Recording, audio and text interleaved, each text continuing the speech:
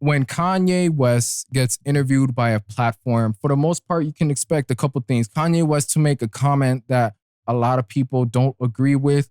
And at times, you will find the platform apologizing or saying they don't agree with his comments for quote unquote damage control, which I find ridiculous. If you were to invite someone to your own platform that you know does not align with what anybody says for the sake of it, can say outlandish things, it stays true to himself, why are you going to go and apologize for having them on the podcast or from what they say? You should know hand in hand that the second they get invited, from the second you host them, that, hey, I invited them.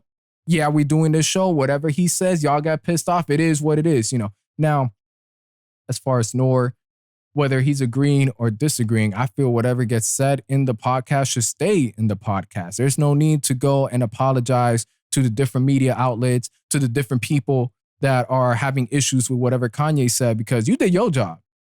And you need to own up to it too. You invited Ye to be on the podcast to speak his mind. He spoke his mind. Don't apologize for what he said, because in that moment, you either agree with it or not.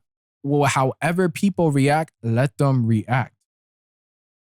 And I think, though, not just specifically Kanye. I mean, I'm in the very beginning of this. Who knows how I'm gonna act whenever it hits me, depending on, if any future guests on here say some outlandish thing. We got the internet like, yo, Alex, get over here. Hey, slow down. I know for me, it's like the second, if I would invite someone to this podcast, they say something that people don't agree with, I'm not gonna sit here and fight with people for it.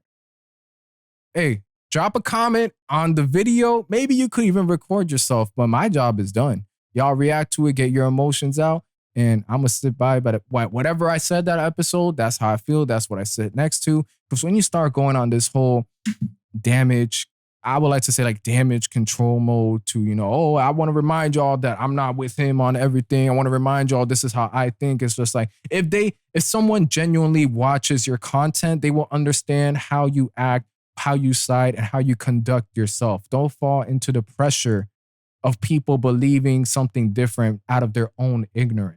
Because if someone thinks a certain way out of their own ignorance, I believe nothing you say will be able to change that person. So if I were to say something on this podcast, somebody listens to a snippet or something else and has an opinion of what I said, and they're sort of asking me, how can I do this? Or asking me to say sorry, whatever. Listen, whatever feelings y'all have, take it up with yourself, drop a comment, make a video. I said my piece, whether you got it out of context or not, that's how you feel. I'm not going to change that. Y'all, you could watch the next episode, or even if you did watch everything from start to finish, not just the clips, and you heard my side, but you still got something different out of it, that's just the way you think.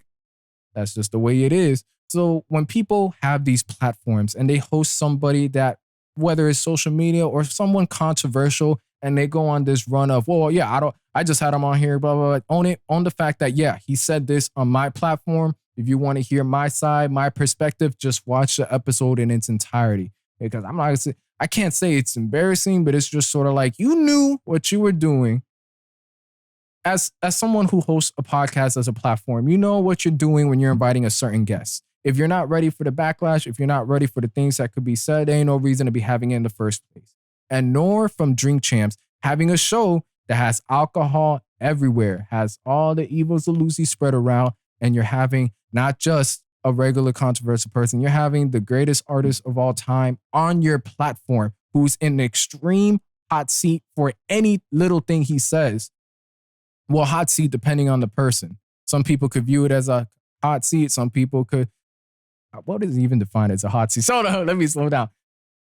Certain people can agree with what Ye says, be in the middle, or completely hate it. But when we got the liquor, when we got Ye, when we got his voice, you own that on your platform. Once that episode gets uploaded, it's a done deal. Stop explaining everything about it. Let people feel how they feel. And that's not just for Drink Champs, but in general, that's something when I see with platforms, I'm just like, I hope that ain't never me. I hope that ain't never me to the future Alexander, man, whenever we get to that point where we reaching the millions on the stream. That we don't let the outside voices get to us, because we know how to conduct ourselves on here. And with that, I believe, Vividnectar Podcast, episode 246. We finished. We done.